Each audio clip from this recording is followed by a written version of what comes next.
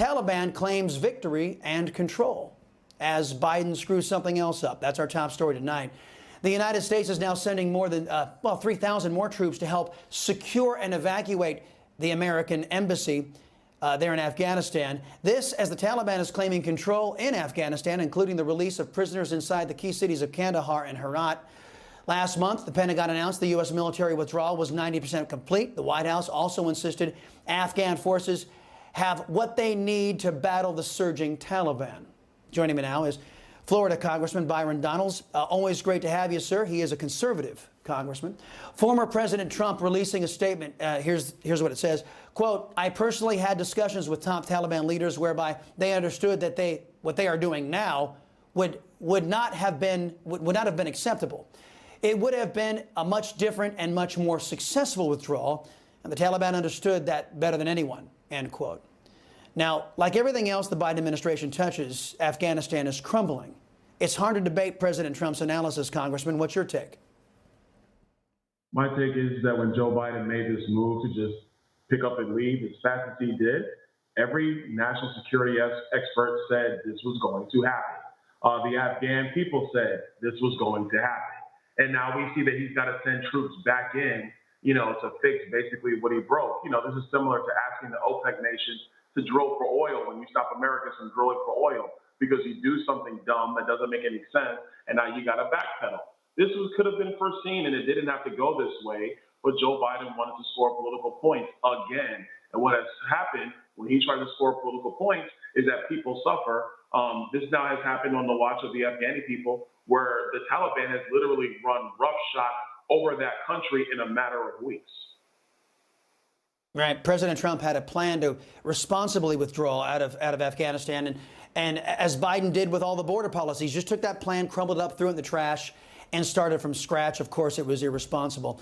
I want to turn back to my preamble, Congressman. With the slimmest of margins in the Congress, Socialist Democrats are acting as if they have a mandate in this country. They do as GOP leadership, allows them to do. The GOP leadership is completely flaccid.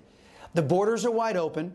Segregation has returned to government education. Critical race theory is teaching hate on the taxpayer's dime. Biden is bringing in China virus positive illegal aliens and transporting them to American cities and refusing to tell local health officials about it. Yet the biggest news this week on Capitol Hill was the GOP crossing the aisle to put a down payment on the Green New Deal and spend $1.3 trillion that America doesn't have. It's difficult to claim you're the better alternative when the GOP can't even come together to oppose China virus infected illegal aliens being dropped off in American cities. Or am I just being unreasonable? No, you're not being unreasonable. You're being 100% accurate. What Senate Republicans did made no sense at all, made no sense to me.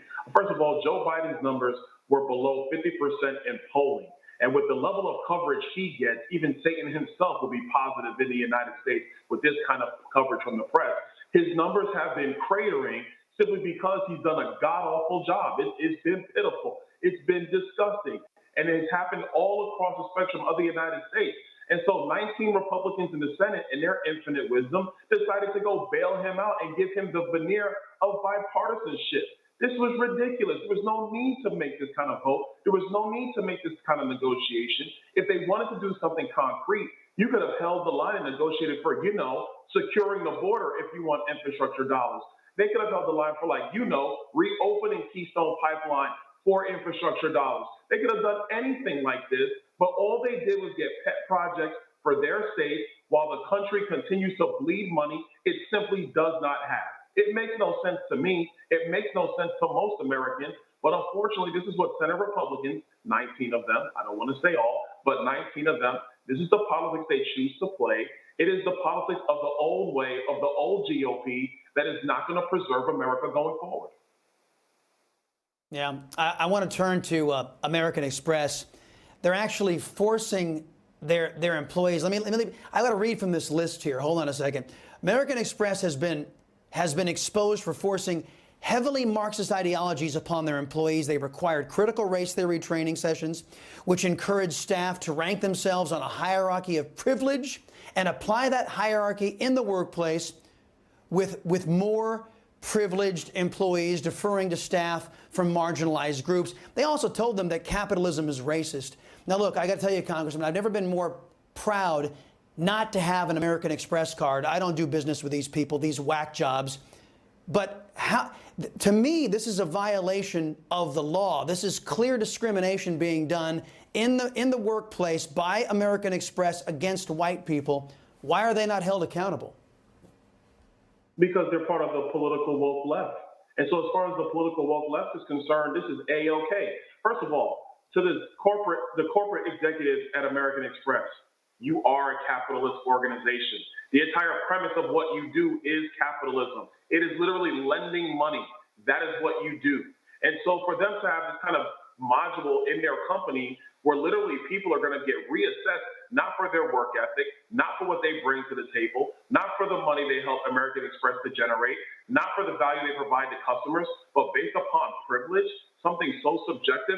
Let's be real about this. If you're a white kid that grew up poor in suburban America or rural America or even inner city America, your level of privilege is actually somewhat lower than a black kid who grew up with two parents in the home in a middle-class family over the last 30 years. So we got to get real and stop playing these games and stop playing these politics that the woke progressive left wants to talk about all the time. Because here's the other thing that you need to understand.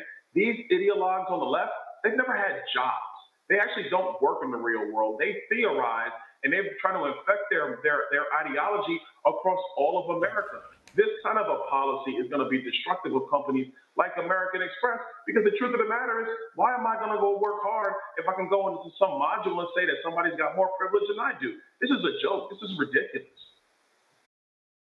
Hey, I'm Rob Finnerty. Thanks for watching. If you enjoyed this video, please join the conversation in the comments below. Don't forget to subscribe, too.